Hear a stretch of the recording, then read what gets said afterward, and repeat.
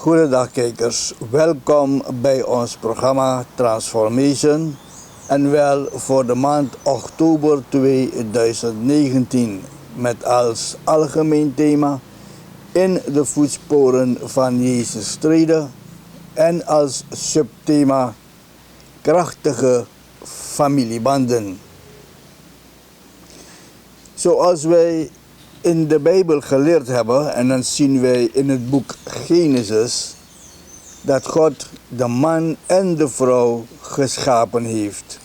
Adam en Eva geschapen heeft om een gezin te vormen.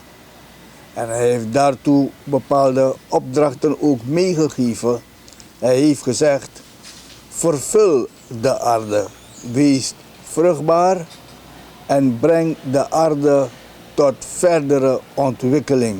Beheers de aarde. Gij zult regeren over alles wat ik hier op aarde geschapen heb. Vandaag praten wij over de familiebanden.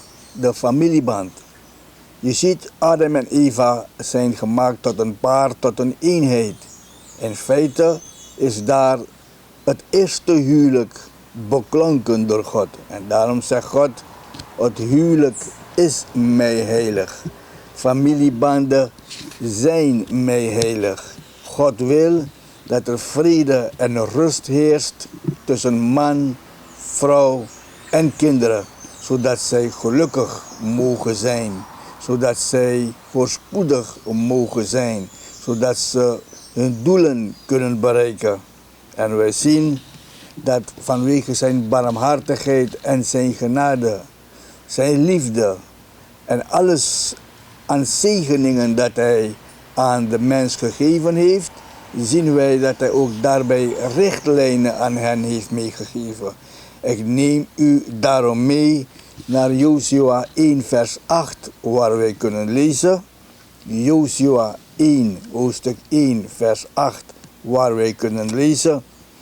Dit wetboek mag niet wijken uit uw mond, maar overpeins het dag en nacht, opdat gij nauwgezet handelt overeenkomstig alles wat daarin geschreven is.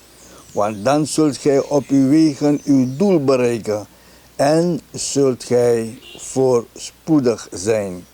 Wanneer wij deze tekst uit Josua 1 vers 8 analyseren, dan zien wij dat God richtlijnen heeft gegeven aan man en vrouw, aan ons, aan zijn volk, opdat wij gelukkig mogen zijn.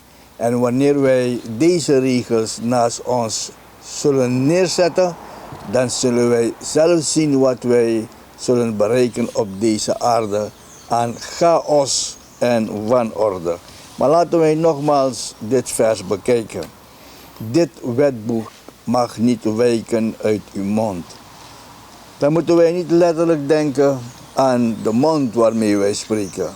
Dat wij elke dag over de zaken van God, het wetboek, zullen moeten praten. Maar er wordt bedoeld, dit wetboek mag niet wijken uit uw mond.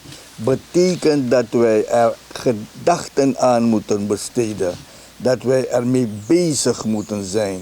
Dat alles wat wij doen in ons leven en in onze gezinnen, dat de regels van God, de visie van God, de ideeën van God, de richtlijnen van God, dat wij al deze zaken meenemen in al onze handelingen, zodat wij onze doelen kunnen bereiken. Maar het vers gaat verder, maar overpeins het dag en nacht.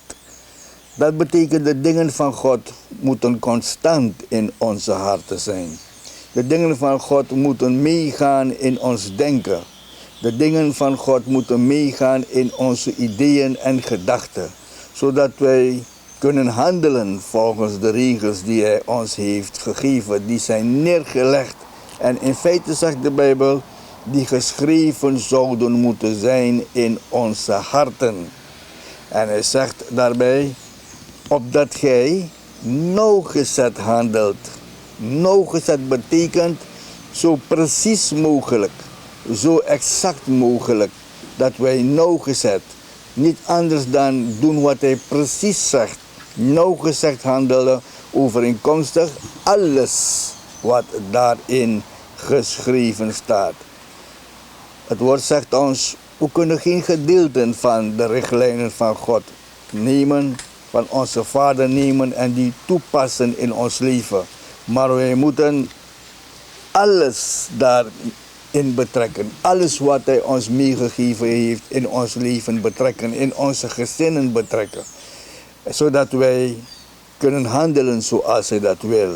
Alles wat daarin geschreven staat en dan komt daar tegenover wat hij belooft tot een beloning. Want dan zult gij op uw wegen uw doel bereiken en zult gij voorspoedig zijn. En wanneer we om ons heen kijken in de wereld, waar we wonen in Suriname, maar niet alleen in ons land, maar laten we ons houden aan ons land Suriname waar wij wonen, dan zien wij dat in sommige gevallen vrees, angst heerst onder de mensen. Criminaliteit heerst onder de mensen. Chaos heerst en dat er geen liefde is. En dat wij zien dat de mensheid eigenlijk in de wereld en ook in Suriname, de zaken die zij doen, hoe zij handelen, niets te maken heeft met wat in het wetboek van de Vader staat geschreven. En hoe zullen wij dan in het algemeen onze doelen bereiken? Wij zullen in het algemeen nimmer onze doelen kunnen bereiken wanneer wij het wetboek van God naast ons neerleggen. En wij zullen in het algemeen ook niet voorspoedig kunnen zijn.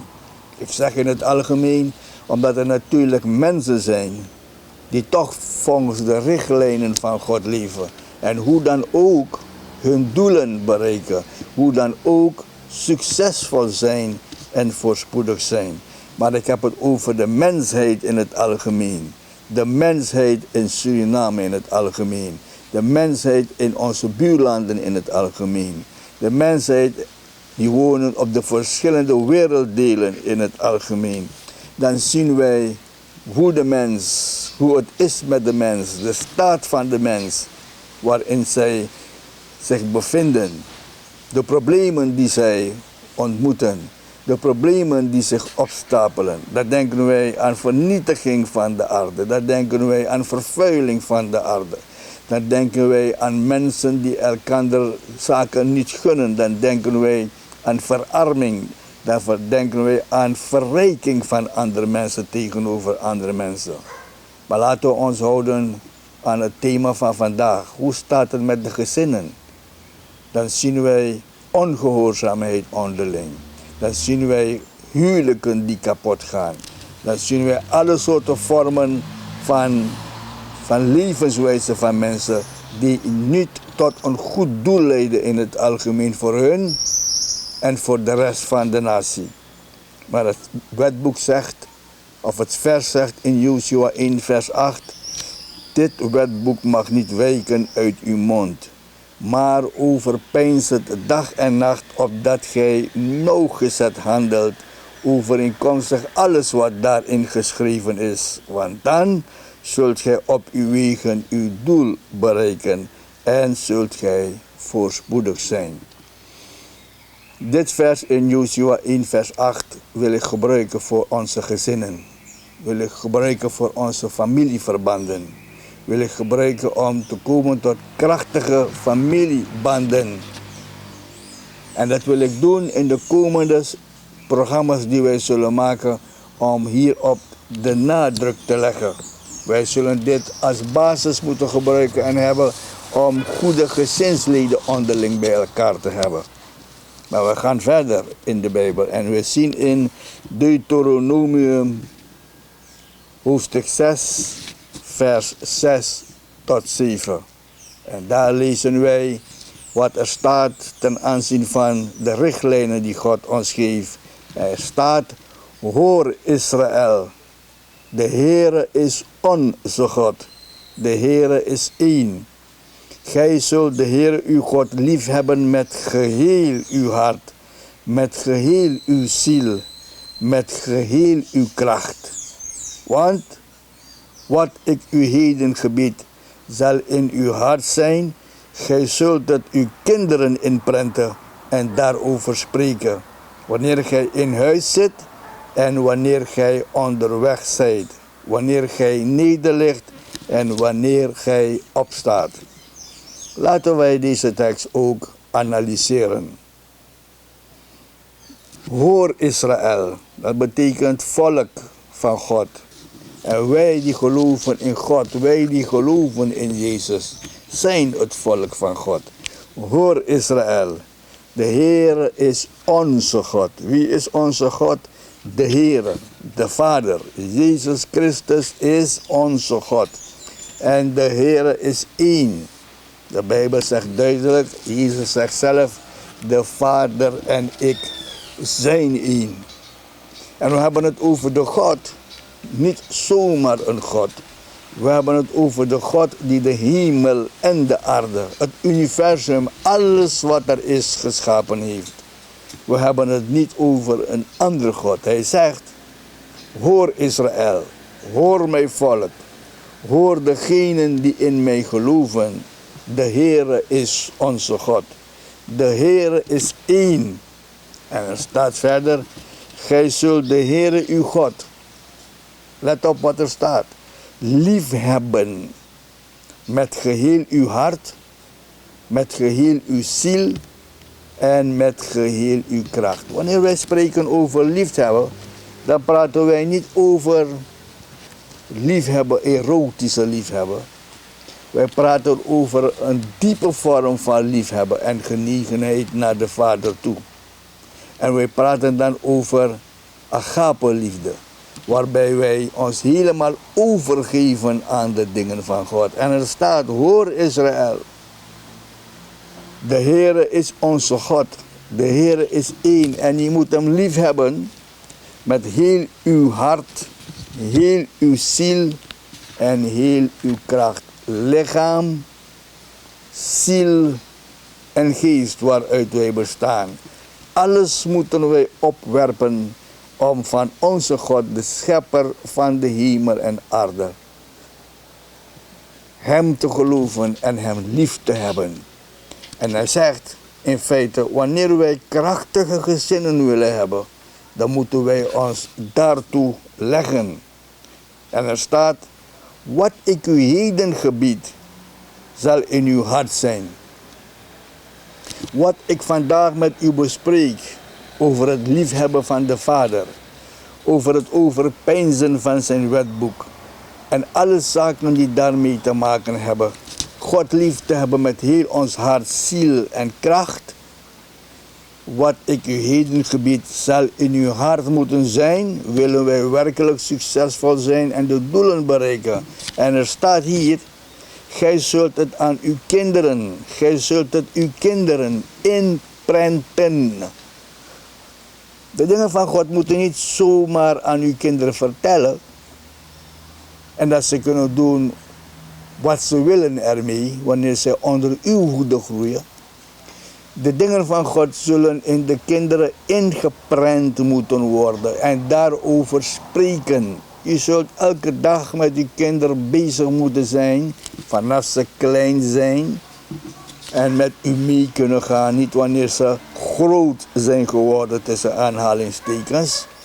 Niet wanneer zij een bepaalde leeftijd hebben bereikt en u niet meer tot hun kan spreken. U bij hun geen bereik meer zult hebben. De Bijbel zegt, het woord van God zegt, u moet de dingen van God ze inprenten en daarover spreken. Wanneer zult u dat doen? Wanneer gij in huis zit. Het moet thuis kunnen gebeuren. Maar ook wanneer gij onderweg zijt. Wanneer gij het huis verlaat. Wanneer gij, laten we zeggen, op reis bent. Of wanneer gij met de kinderen op straat bezig bent zaken te doen en te realiseren. Waar u ook bent, zult gij uw kinderen de dingen van God moeten inprenten.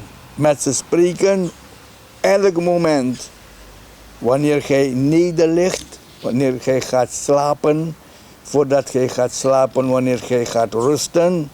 En ook wanneer gij opstaat, wanneer de dag begint. U ziet, het komt overeen met het eerste vers van Josua. Overpeins dit wetboek dag en nacht en handel nauwgezet over alles wat daarin staat. En er staat dan dat wij onze doelen zullen bereiken als we nauwgezet dat doen en succesvol zullen zijn. Zo staat er hier dat God aan zijn volk zegt hoe wij met onze kinderen en met onszelf moeten omgaan betreffende de dingen van God. Dat wij hem moeten liefhebben met heel onze hart, onze ziel en onze kracht. Maar wanneer wij dat niet doen, wanneer wij afdwalen, wanneer wij verkeerde wegen opgaan, wanneer wij weigeren te geloven dat er een God bestaat, dan zullen wij beloond worden met het tegenovergestelde. Dan zullen wij niet succesvol zijn. Dan zullen wij onze doelen niet bereiken. En dan zullen wij schreeuwen wanneer onze kinderen verdwaald raken. Wanneer onze kinderen met problemen terugkomen nadat ze zelf in het leven soms vroegtijdig zijn gegaan. En dan zullen wij allen die daarmee bezig zijn de vruchten plukken van de dingen die wij zelf gezaaid hebben.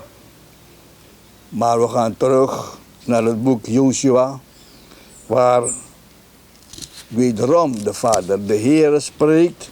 En hij zegt in Josua 24, vers 15 tot en met 18. Josua hoofdstuk 24, vers 15 tot en met 18. Maar indien het kwaad is in uw ogen de Heere te dienen, kies dan heden wie gij dienen zult. Of de goden die uw vaderen aan de overzijde der rivier gediend hebben, of de goden der Amorieten, in wier land gij woont. Maar ik en mijn huis, wij zullen de Heere dienen, want de Heere is onze God. Josua spreekt tot het volk van Israël. En hij zegt zo duidelijk, want er is eigenlijk geen dwang in de godsdienst. U mag dienen wie u wil. U mag dienen welke God u wil. U mag dienen wat u wil. U mag geloven waarin u wil. De consequenties zijn voor u. Nogmaals, ik herhaal, u ziet wat in de wereld gebeurt. Wat er met mensen gebeurt in deze wereld. Hoe men omgaat met mensen. Hoe mensen omgaan met mensen. Hoe kinderen omgaan met hun ouders. Hoe ouders omgaan met hun kinderen. Hoe mannen en vrouwen omgaan met familieleden. Alleen maar verdriet en leed in de meeste gevallen. Maar Josua zegt tot zijn volk, maar indien het kwaad is in uw ogen, wanneer je God niet wil dienen, kies dan. Kies dan ook vandaag, wanneer u dit programma ziet. U kunt het afwijzen. U kunt de boodschap van vandaag afwijzen, mij wijst u niet af. Omdat dit niet mijn boodschap is. Dit is de boodschap van het evangelie. Dit is de boodschap van de Vader. Dit is de boodschap van Jezus Christus. Mij kunt u niet afwijzen. Maar wat u wel afwijst, is God. De schepper van de hemel en aarde. Die u vrede en liefde geeft. Die u eigenlijk barmhartigheid toedraagt. Die u eigenlijk genade toedraagt. U mag hem afwijzen. De vruchten, wat gij zaait, zeggen wij altijd, zult gij oogsten. Daarom zeg ik vandaag, evenals dit woord het zegt toen Josua sprak tot het volk van God. Kies dan heden wie gij dienen zult. De goden die uw vaderen aan de overzijde der rivier gediend hebben. Als uw voorouders goden hebben gediend, anders dan deze God. Anders dan deze ene God. Anders dan onze Heer. U mag ook die goden kiezen. Of u mag kiezen de goden van de Amorieten, waar gij nu woont. Mag u ook die goden kiezen. Maar Josua zegt tot zijn volk, maar ik en mijn huis. Dat betekent niet het huis waarin hij woont. Hij zegt, ik en mijn gezin. Ik en mijn familie. ik en mijn kinderen, wij zullen de Heere dienen. Dat is mannentaal. Dat is strakke taal. Dat is oprechte taal. Dat is onbevreesde taal. Dat is duidelijke taal. Hij zegt, maar ik en mijn huis zullen de Heere dienen. Want de Heere is onze God. Wat zullen wij in Suriname doen? Wie zullen wij dienen? Zullen wij het geld dienen? Zullen wij macht dienen? Zullen wij lusten dienen? Want u weet, velen lopen achter lusten aan tegenwoordig. Alle soorten negatieve vormen van seks die zij navolgen. Lusten die zij niet kunnen beheersen. De goden die zij dan dienen. Of andere goden die niet zijn de schepper van de hemel en aarde. De gevolgen zijn voor u. De gevolgen kunnen zijn voor de samenleving. De gevolgen kunnen zijn voor de natie. De gevolgen kunnen zijn voor het land. De gevolgen kunnen zijn voor werelddelen.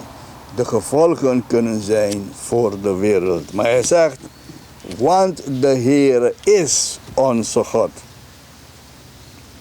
Maar wanneer wij gaan naar het Nieuwe Testament en gaan in 1 Timotheus hoofdstuk 2 vers 5 en 6, dan staat er 1 Timotheus hoofdstuk 2 vers 5 en 6 nogmaals.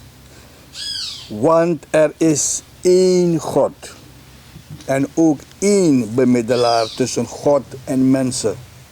De mens Christus Jezus, die zich gegeven heeft tot een losprijs voor allen.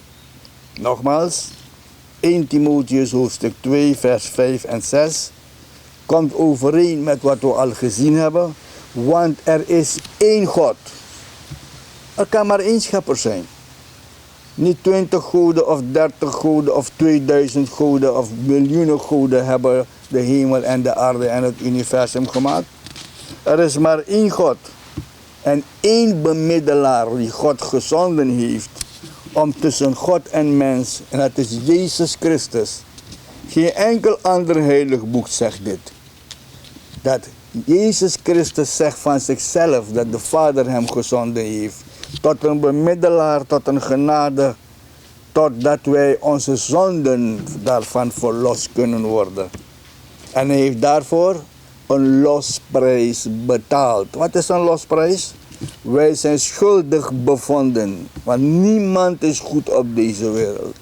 Wij zijn schuldig bevonden. En als Jezus Christus niet de bemiddelaar geweest zou zijn, dan zouden wij helemaal niet meer bij God kunnen komen. Wij zouden hem niet meer kunnen naderen, want hij is licht. Hij is geen duisternis. Waar er licht is, kan er onmogelijk duisternis zijn.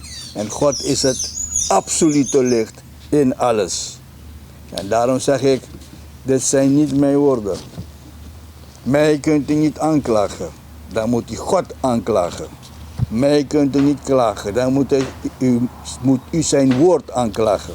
Want er staat geschreven in Timotheus hoofdstuk 1. Wanneer de apostel Paulus praat, dan zegt hij in 1 Timotheus 2 vers 7. En ik ben daartoe als verkondiger en één apostel aangesteld. Ik spreek de waarheid en geen leugen. Als een leermeester der heidenen in geloof en waarheid. De apostel zegt, en ik sta achter hem, dat er waarheid gesproken wordt, geen leugen. En dat deze waarheid gegeven wordt door een leermeester aan hen, de heidenen, zij die dus niet in die ene God geloven, dat zij de waarheid kunnen krijgen en vasthouden. In geloof en waarheid brengt hij deze boodschap zoals ik het vandaag breng. Wij moeten de gezinnen doen geloven. Wij moeten de weg van God volgen om succesvol te kunnen zijn. En dan eindig ik met 1 Timotheus hoofdstuk 2 vers 8.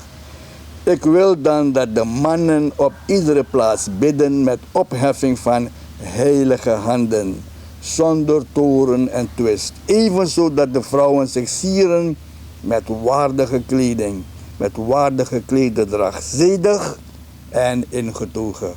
In ons volgende programma Transformation, wanneer ik verder ga op deze boodschap om krachtige gezinnen te hebben en krachtige familieleden te hebben en families te hebben, zullen wij hierop zeggen. Want wat wordt bedoeld dat mannen op iedere plaats moeten bidden met opheffing van heilige handen. Geen vieze, vuile handen die aanraken wat zij niet moeten aanraken. Die doen wat zij niet moeten doen. Met opheffing van handen is niet echt de handen letterlijk en figuurlijk opheffen. Dat doen wij ook. Maar dat wij in verstand en in ons denken en in ons handelen opgeheven dingen doen. Zonder toren of twist. Want die vrouwen, kijkt u maar hoe sommige vrouwen rondlopen om ons heen. Niet waardig, niet zedig en niet ingetogen. Mogen onze God, waarin wij geloven, ons zegenen dat wij succesvol kunnen zijn en dat wij onze doelen kunnen bereiken. Tot de volgende keer.